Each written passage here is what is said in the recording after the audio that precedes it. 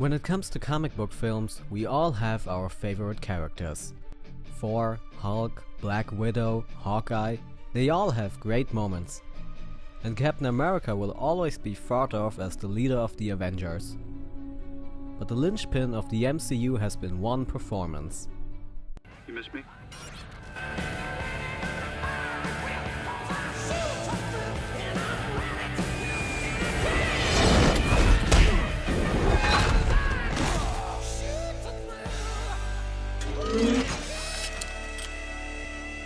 Make your moves, reindeer games. Captain America, Spider-Man, Wolverine, these are Marvel's biggest heroes. And most of them adhere to one specific personality. But with a decade under his belt, arguably few characters changed as much as Tony Stark.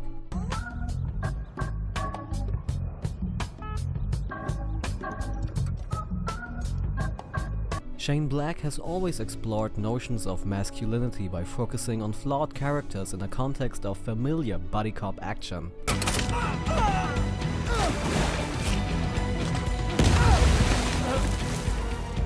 Films like Beverly Hills Cop and Guardians of the Galaxy have characters bond to see personalities interact.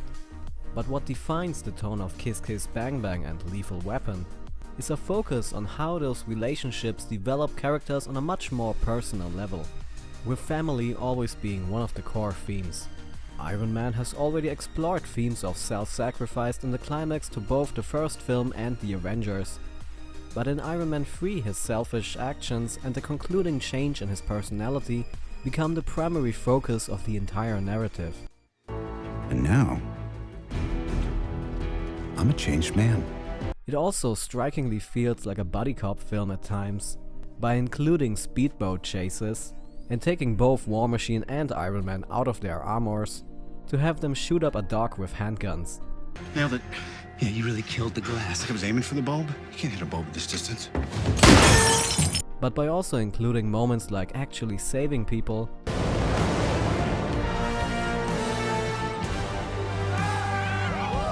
or realizing that Tony's revenge-fueled crusade against the Mandarin becomes almost a parody in and of itself. I never thought people had been hurt.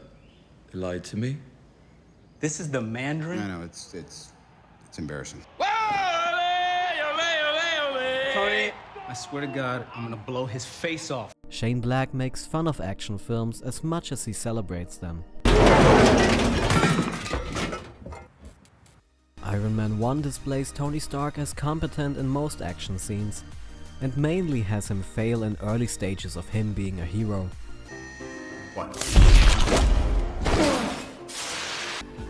This is a flight stabilizer. It's completely harmless. Kill power.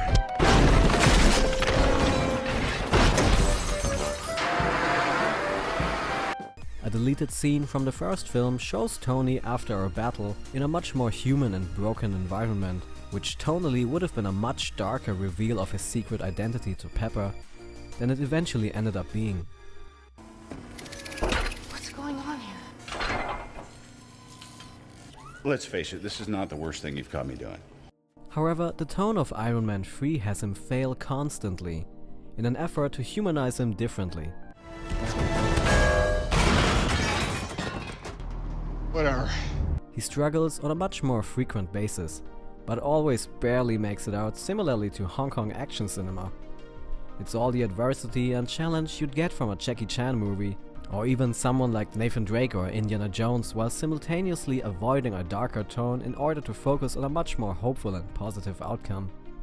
As a result, the moments where Tony is in complete control stand out even more, and are used for dramatic effect. Take him to church. The third film begins and ends with a display of fireworks that celebrates the growth and change of its main character, while reminding you from the first moment how to turn Tony Stark into an underdog. I'm the best.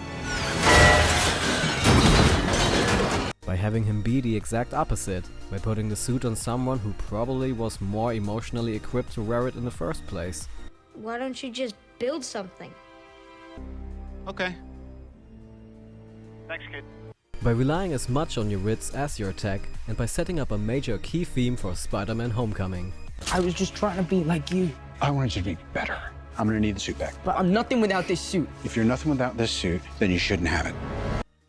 Hugh Jackman gave an iconic performance as Wolverine, and it has been bookended by Logan.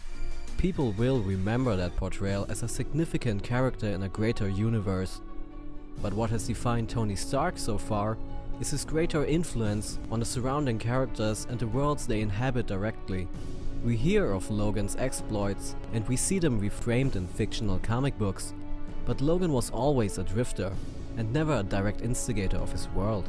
If anything, Shane Black can be attributed for influencing how Tony Stark changed from seeing himself as the best to a character that wants to inspire others to become a better person than he could ever even hope to be at this point in his life.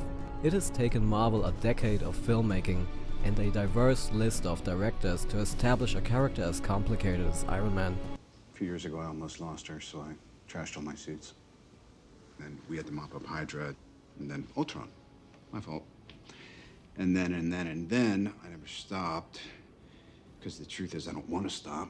Reframing the origin of Ultron by having Tony Stark create him instead of Hank Pym, but in the process causing Tony to ultimately change once again, We need to be put in check. Whatever form that takes, I'm game. and also realize that his own best intentions might be served better differently. You're in dire need of an upgrade. Systemic, top to bottom. 100-point restoration, that's why I'm here. Tony Stark works as a mentor for Spider-Man, inasmuch as Peter Parker reminded me of the child in Iron Man 3. The retro Retroreflective panels? to make him stealth mode. You want a stealth mode? Cool, right? That's actually a good idea. Maybe I'll build one. The central character to the Marvel Cinematic Universe has been one that underwent so many different changes that it will be interesting to see how said changes have a new and upcoming addition like Spider-Man be affected by it. Because with over a dozen of confirmed appearances of Iron Man so far, the landscape of the genre has been changed by an arc of a character that started as a playboy, became a superhero, and more than that, Boom! Hispanic Scott Bale. an icon in his own respective universe.